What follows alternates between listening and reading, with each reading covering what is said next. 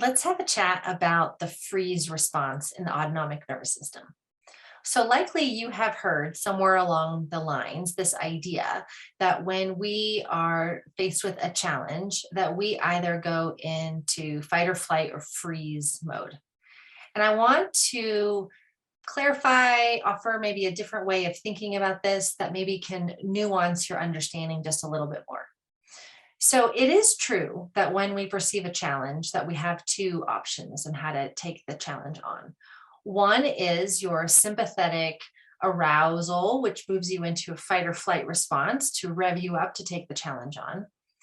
The other is your dorsal parasympathetic response, which starts to immobilize you or help you move into a more collapsed shutdown experience so that you can protect and defend. Historically, what I just described in the dorsal response has been talked about as freeze.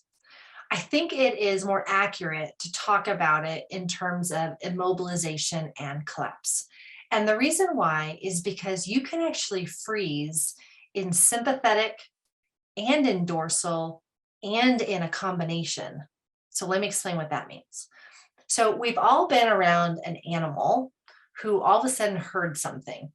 And maybe it's a dog and they heard a noise in the house, and all of a sudden the dog goes, and the ears perk up and looks around. So if you can see here, this is a freeze response, but it's an active freeze response. I'm actually a little bit hypervigilant.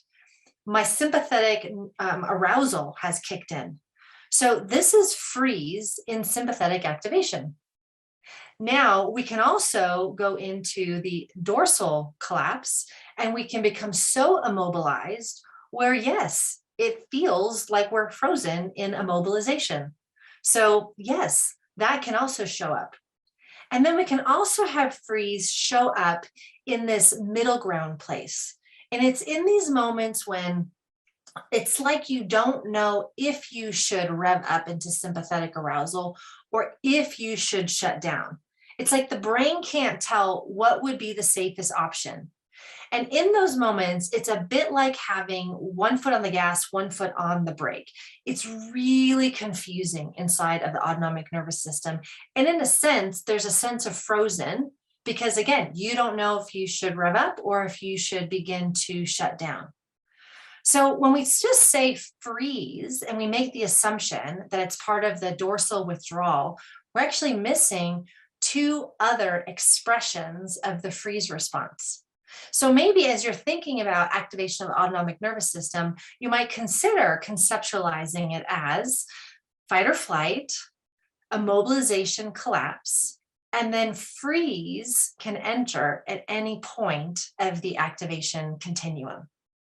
So hopefully that gives you something to think about as you are reflecting on what you have learned and your own experience in your own autonomic nervous system, because really that's where we can verify this for ourselves.